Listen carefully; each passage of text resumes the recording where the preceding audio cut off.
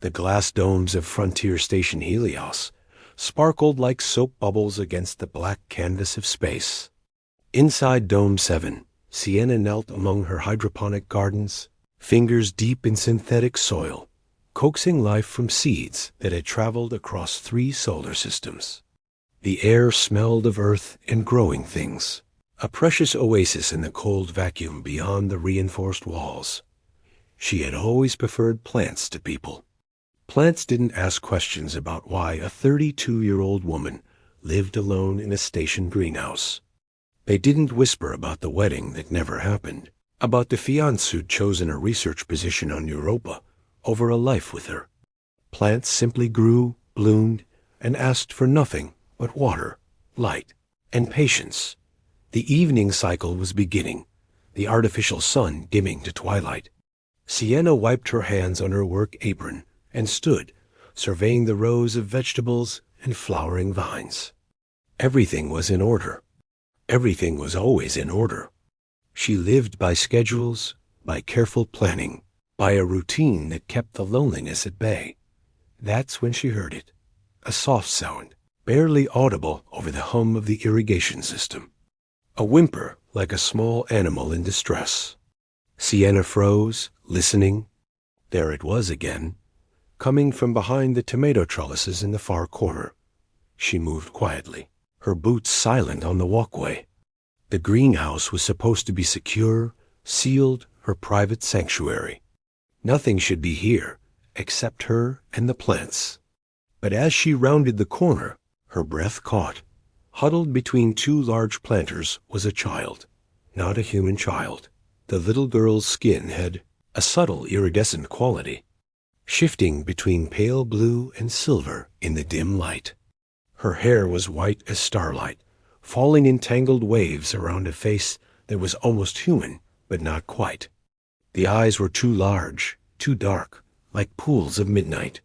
Her small body was wrapped in torn, dirty fabric that might have once been a dress. Sienna's heart hammered. She knew she should call security, should report an unauthorized presence in the domes.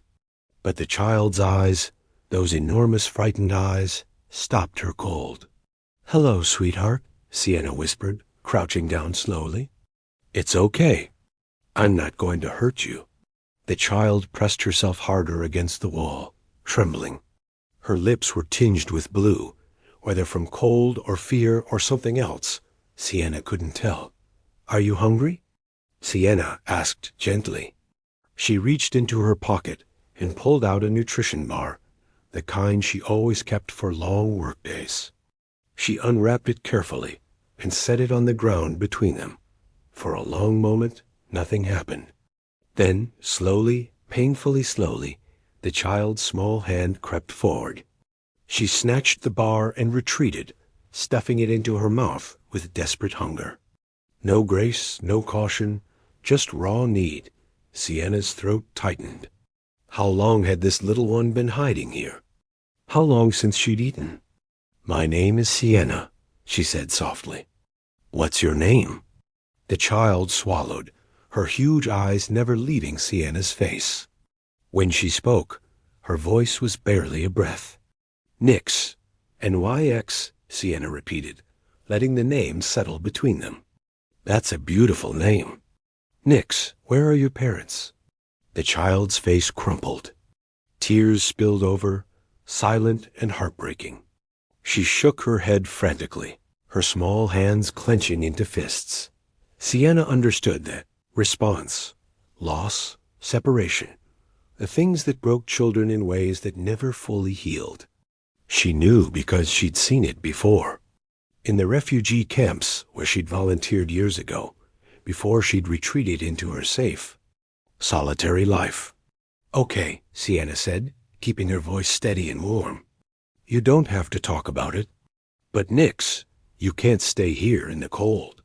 I have a place just through those doors. It's warm. There's more food. And you can rest." Nyx stared at her, calculation and terror warring in those alien features. "I promise," Sienna added, and she meant it with every fiber of her being. "I won't let anyone hurt you." Something in her tone must have reached the child. Nix's shoulders sagged, exhaustion finally overtaking fear. She nodded, just once. Sienna stood slowly and extended her hand. After a heartbeat's hesitation, Nix took it. Her small fingers were ice-cold and delicate as bird bones. They walked through the greenhouse together, Sienna moving at the child's pace. She didn't take Nix through the main corridors, where station residents might see them. Instead, she used the maintenance passages, the back way she'd learned in 5 years of living here. Questions could wait. Right now, this frightened child needed safety. Her quarters were small but comfortable. One main room with a kitchenette, a bedroom, and a tiny bathroom. Sienna had decorated sparsely, a few photos of earth gardens, some hanging plants, everything neat and minimal. She'd never needed space for anyone else, until now. She guided Nix to the sofa and wrapped her in the softest blanket she owned. The child sat rigid at first, eyes darting around the room like a trapped animal searching for exits. But when Sienna brought her a bowl of warm soup, something shifted. Nix took the bowl in both hands, staring at it as if she couldn't quite believe it was real. Then she drank, careful sips at first, then deeper gulps. When she finally set it down, empty, she looked up at Sienna with something close to wonder. "Thank you," she whispered. Sienna's heart cracked open. "You're welcome, sweet one." She sat in the chair across from Nix, giving her space, letting her adjust. The child's eyes began to droop, the warmth and food finally overcoming the adrenaline that had kept her alert. "Nix," Sienna said quietly, "you can sleep here tonight. You're safe. I'll be right here if you need me." The child's response was almost inaudible. "You won't leave?" "I won't leave," Sienna promised. Nix curled up on the sofa, the blanket pulled to her chin. Within minutes, she was asleep, her breathing soft and even. Sienna sat watching her, this unexpected stranger who had stumbled into her carefully ordered life. She should contact the authorities. She should follow protocol. But looking at Nix's sleeping face, still marked by tear tracks, still too thin and fragile, Sienna made a different choice. Tomorrow she would figure out the right thing to do. Tonight, she would simply keep her promise. She would stay, and she would keep this child safe. Outside the window, the stars wheeled on in their ancient dance. Inside, two souls who had been alone found themselves. For the first time in a long time, not quite so lonely anymore. Sienna pulled a spare blanket over her lap and settled in to keep watch. She had spent 5 years building walls around her heart, convincing herself she was fine alone. But as she watched Nix sleep, something long dormant began to stir inside her. Maybe, just maybe, she'd been waiting all this time for someone to need her again. The morning cycle arrived with artificial sunlight streaming through the windows. Sienna woke with a stiff neck from sleeping in the chair. But her first thought was for Nix.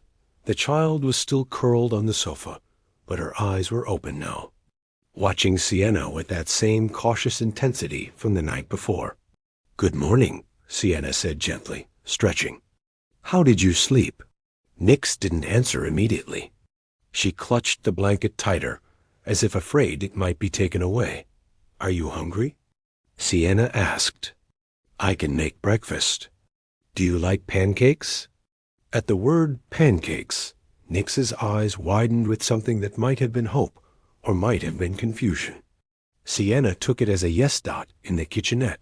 She mixed batter while Nix watched from the sofa. The child hadn't moved, hadn't tried to explore. She simply observed, taking in every detail of this strange new environment.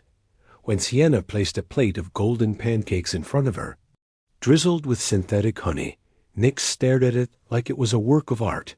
Then she ate, slowly this time savoring each bite. Sienna noticed tears sliding down her cheeks. "Nix, honey, what's wrong?" Sienna asked, moving closer. "Nobody ever made me food before. Nix whispered. Special food. Just for me. The words hit Sienna like a physical blow. What kind of life had this child lived? She knelt beside the sofa, careful not to crowd her. Well, I'm happy to make you food any time you want, Sienna said. You're safe here, Nix, for as long as you need. Nix looked at her with those impossibly deep eyes. Promise? I promise. The days that followed fell into a gentle rhythm.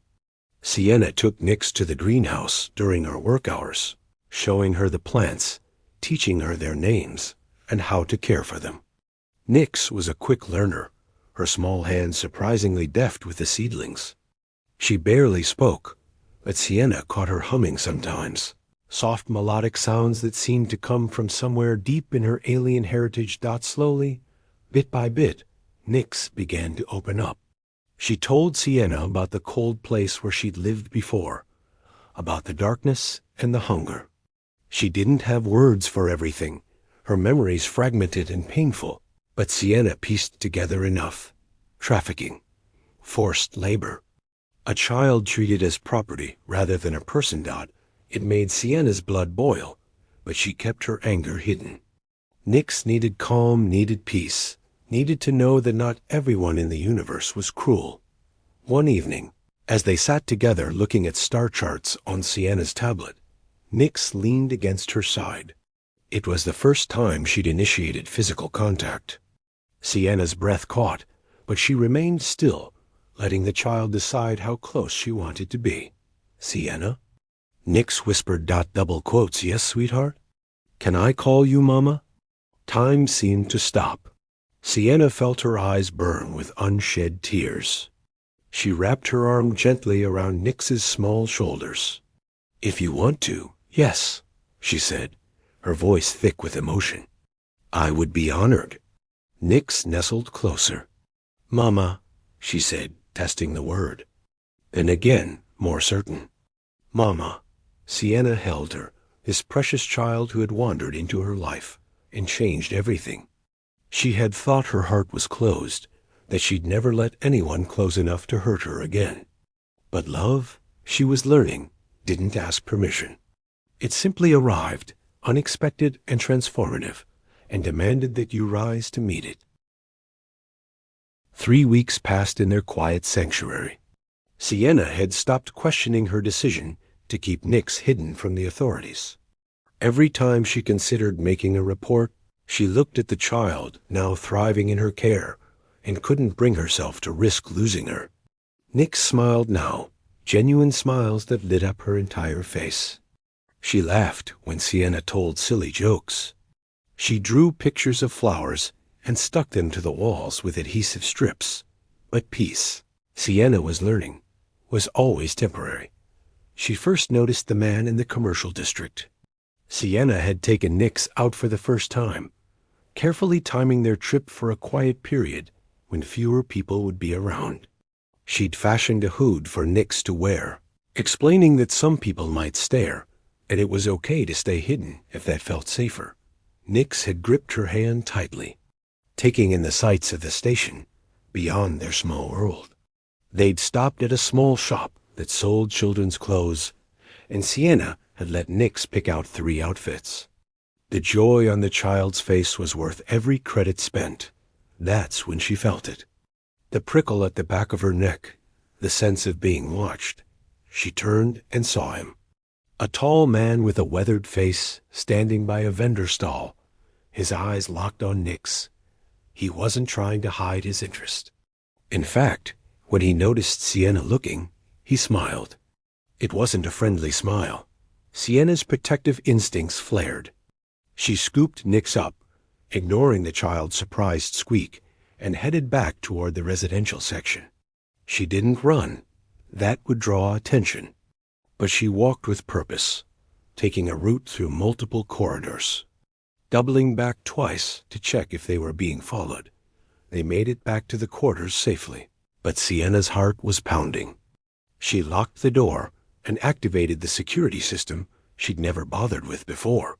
Mama? Nix asked, her voice small. Is something wrong? Sienna forced a smile. No, sweetheart. Everything's fine. I just realized we forgot something at the greenhouse. We'll go back tomorrow. But that night, after Nix was asleep in the bedroom they now shared, Sienna's bed having been moved to accommodate a small mattress on the floor for Nix, Sienna sat in the darkness and worried. Who was that man? Had he recognized Nix? Was she in danger? The next morning, she got her answer. A message appeared on her personal terminal, sender unknown. I know what you're hiding. The Valiant child is wanted. Return her to the proper authorities, or I will collect the bounty myself. You have 3 days. Sienna's blood ran cold. Bounty. Someone had placed a bounty on Nix. But why? For what purpose?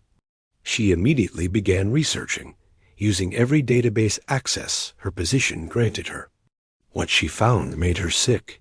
Valians were rare, their species small and scattered after their whole world had been destroyed in a mining accident decades ago. The few who remained were prized by collectors and traffickers. Their biology made them ideal for dangerous work in toxic environments. Their children were especially valuable because they could be trained from a young age. Nix wasn't just a lost child. She was stolen property to someone. And that someone wanted her back. Sienna's hands shook as she deleted her search history and encrypted her files. She had 3 days. 3 days to figure out what to do. She couldn't go to station security. If there was a legal bounty, they'd be obligated to turn Nix over. She couldn't run, not easily. Leaving the station required documentation, passage fees, and questions she couldn't answer. And she couldn't just hide and hope the threat went away. That afternoon, she received a visitor. The door chimed, and Sienna checked the security feed. It was Thorn, the merchant she'd seen watching them. Her stomach dropped, but she opened the door a crack, keeping herself between him and the interior where Nix was playing quietly with her drawings. Can I help you? Sienna asked, her voice cold. Thorn's smile was oily. I think we can help each other, actually. May I come in? No, he chuckled. Protective. I respect that. Listen, I know you have the Valiant child. I know you think you're doing the right thing. But there are people looking for her, dangerous people. If you hand her over to me, I can make sure she goes somewhere safe. I have contacts, connections. I can protect her, the way you protected her before? Sienna asked sharply. When she was starving and terrified? Thorn's expression hardened. You don't understand what you're involved in. That child is worth 50,000 credits to the right buyer. There are hunters coming, real hunters, not just a lone merchant trying to make a living. They won't be gentle with you or her. Get away from my door, Sienna said. And if you come back, I'll report you to security for harassment. You can't protect her, Thorn said, but he was already backing away. They'll find her, and when they do, you'll wish you'd taken my offer. Sienna slammed the door and locked it, her whole body trembling. Nix appeared in the doorway to the bedroom, clutching her stuffed plant toy that Sienna had bought her. Mama, who was that? Sienna knelt and pulled Nix into a tight hug. Nobody important, baby. Just somebody who's going to leave us alone. But even as she said it, she knew it was a lie. They weren't safe anymore. The walls she'd built around their little world were crumbling, and she had no idea how to stop it. That night, she lay awake planning. She needed help, but who could she trust? Her friend Marcus from the agricultural section might know something. He'd worked on dozens of stations, knew the underground networks, the people who asked fewer questions. It was a risk, but she was running out of options. The next morning, she left Nix in the quarters with strict instructions not to open the door for anyone and headed to find Marcus. He was in Dome 4, inspecting a new hydroponics system. Sienna, he greeted her warmly. Haven't seen you in a few weeks. Everything okay? I need your help, she said quietly. And I need you to keep it confidential." Marcus's expression grew serious. He led her to a quiet corner, away from the other workers. "What's going on?" She told him everything. About finding Nix, about the bounty, about the threat. Marcus listened without interrupting, his face growing darker as she spoke. "You're in deep trouble," he said finally. "But I might know someone who can help. There's a woman who comes through here sometimes, runs a network for refugees and displaced aliens. She helps people disappear when they need to. Her name is Jessa, and she's due to dock here in 2 days." "2 days," Sienna repeated. "I only have 3 before Thorn makes good on his threat."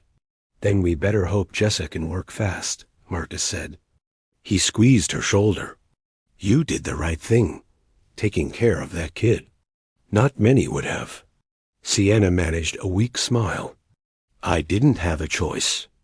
The moment I saw her, I knew I couldn't walk away." "That's what makes you good people," Marcus said. "Now let's figure out how to keep you both safe." But safety, as Sienna was about to learn, was about to become far more complicated. Because while she was planning escape routes with Marcus, someone else was arriving on the station. Someone who had been searching for Nix for months. Someone who had never stopped looking, despite injuries that should have killed her.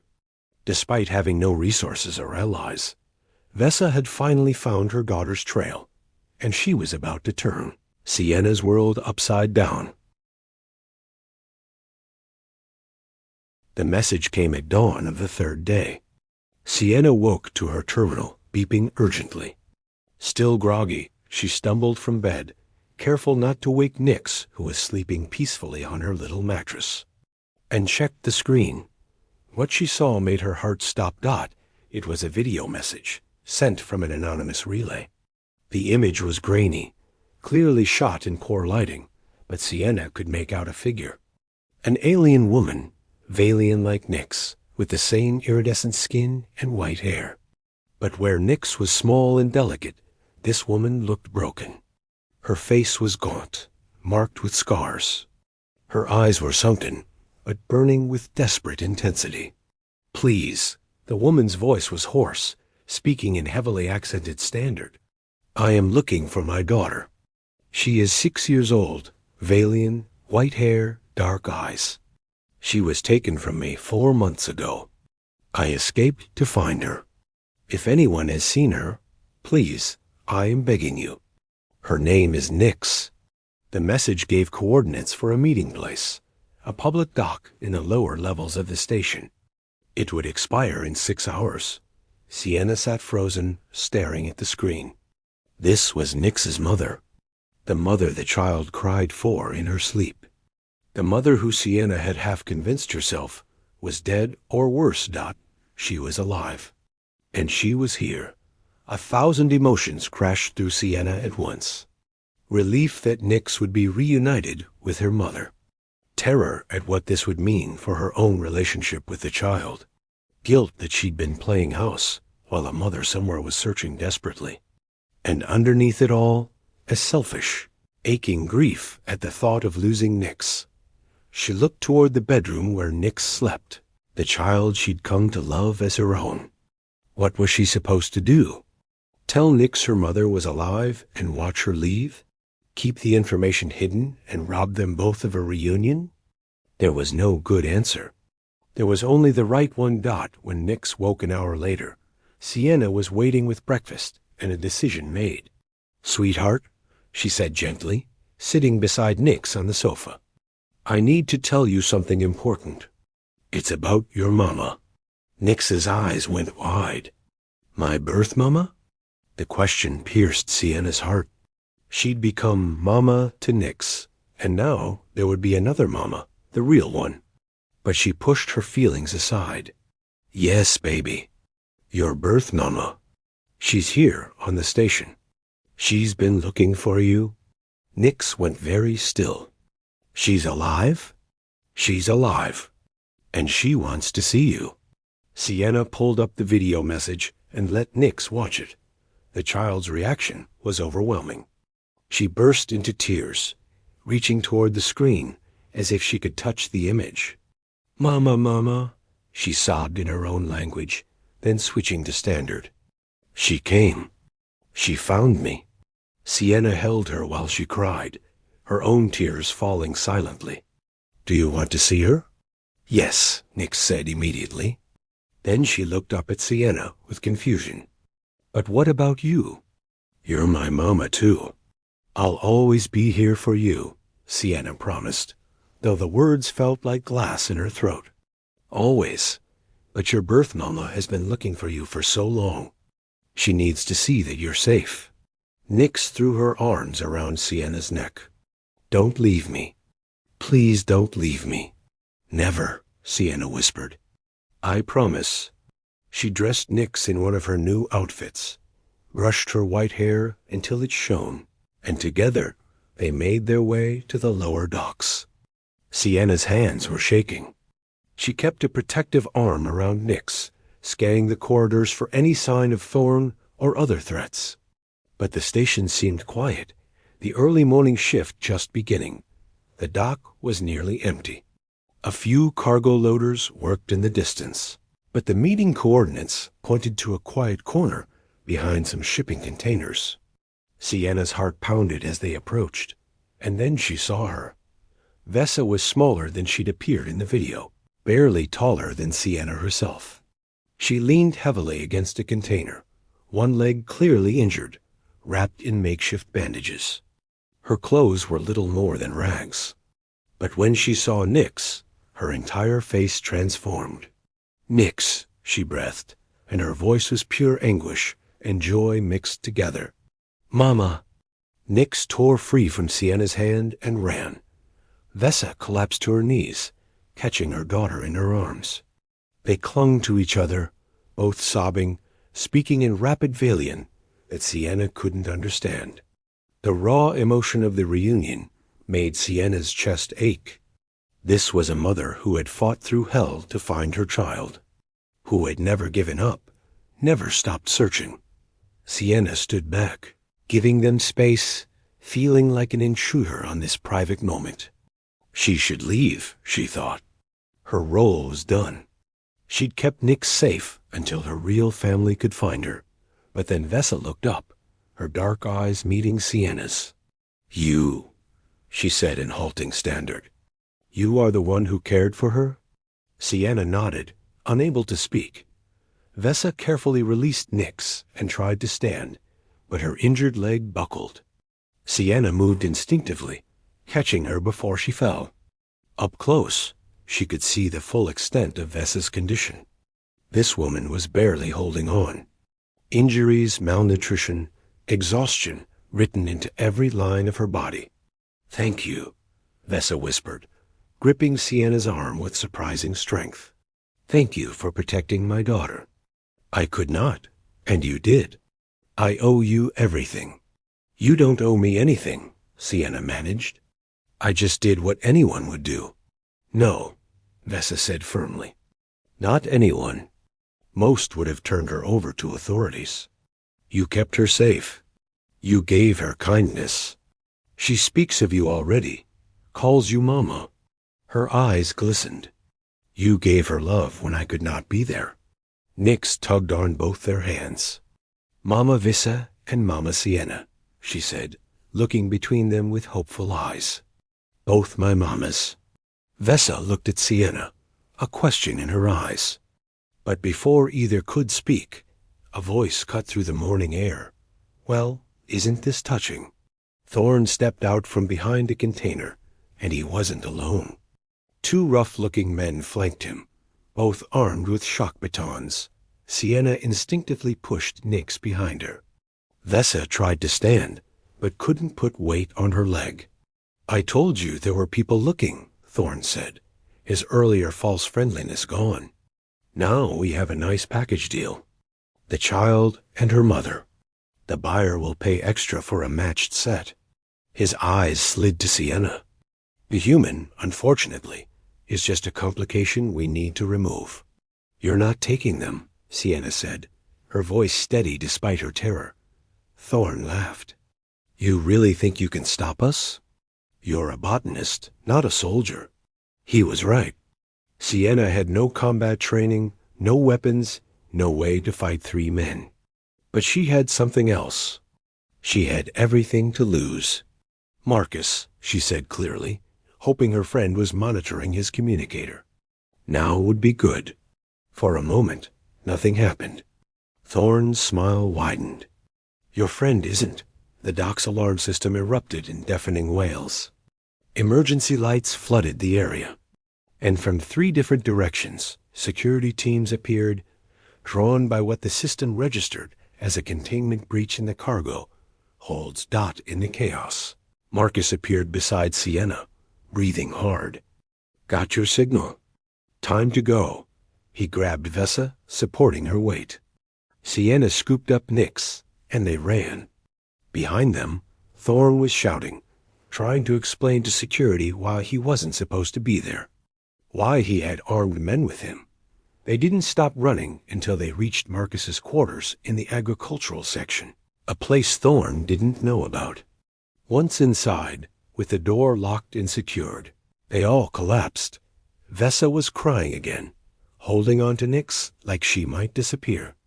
Nyx clung to her birth mother, but kept reaching back for Sienna, wanting both of them close. We can't stay on this station, Marcus said grimly. Thorne will figure out what happened eventually. And he's not the only hunter looking. Where can we go? Sienna asked. Jessa's ship docks tomorrow, Marcus said. She can get you somewhere safe. All 3 of you? 3? Sienna looked at Vesa, at Nyx, at the little family that wasn't hers. I don't think... Please, Vesa interrupted, her accented standard earnest. Please come with us. Nyx needs you. I need you. You are part of this now. She reached out and took Sienna's hand. You are family. Sienna looked down at their joined hands. Vesa's skin was warm, her grip desperate and sincere. She looked at Nyx, who was nodding eagerly, hope shining in her dark eyes. And she thought about her life before, her careful, lonely, ordered existence. It had been safe. But it hadn't been living. Okay, she whispered. Okay, I'll come. Nyx cheered softly, and Vesa's face broke into the first real smile Sienna had seen. In that moment, sitting in a borrowed room with danger at their heels and an uncertain future ahead, Sienna felt something she hadn't felt in years. She felt like she belonged. That night, as they prepared for their escape the next day, Vesa told them her story. How she'd been taken from a transport ship, how she'd been imprisoned and forced to work in toxic mines, how she'd had Nyx in captivity and fought every day to keep her daughter safe, how they'd been separated during an escape attempt, and Vesa had spent 4 months recovering from her injuries while searching. I almost died, Vesa admitted quietly, Nyx asleep between them. Many times I wanted to, but I promised her I would find her. I kept that promise. You're incredibly strong, Sienna said. Vesa shook her head. I am alive, that is all. You are the strong one. You took a stranger's child and made her yours. You gave up your safety for her. I couldn't do anything else, Sienna said simply. The moment I saw her, I loved her. Vesa's eyes met hers in the dim light. Then you understand. This is what a mother does. Both are mothers, came a sleepy voice. Nyx had woken, her eyes half closed but content. I'm lucky. I get 2. Vesa reached across Nyx and took Sienna's hand again. This time, the touch felt different. Not just gratitude or desperation. Something warmer. Something that made Sienna's heart beat faster. 2, Vesa agreed softly, her thumb brushing across Sienna's knuckles. And we will keep each other safe, yes? All 3 of us together. Together, Sienna echoed, and the word felt like a promise. Outside, the station continued its endless orbit through space. Tomorrow they would flee, would begin a new life as fugitives and refugees. The future was uncertain and frightening, but lying there in the darkness, holding hands across the sleeping child who had brought them together, Sienna thought that maybe, just maybe, everything would be all right. They had found each other against impossible odds. A child lost and found, a mother who never gave up, and a woman who'd learned that love could arrive in the most unexpected forms. And sometimes that was enough.